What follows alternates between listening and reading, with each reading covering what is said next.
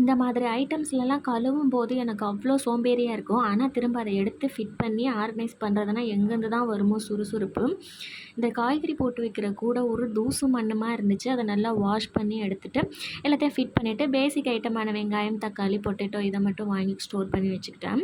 வீட்டில் யாரும் இல்லை அப்படின்னா அப்பாடா இன்றைக்கி சமைக்கிற வேலை மிச்சம், இருக்கிறது கூழோ கஞ்சி குடிச்சிட்டு உட்காந்துக்கலாம் அப்படின்னு நினைக்கிறவங்க ஃபஸ்ட்டு கேட்டகரி. இன்னொன்று இதான் டைமு நமக்கு பிடிச்சதை செஞ்சு சாப்பிட்லாம் அப்படின்றவங்க செகண்ட் கேட்டகரி.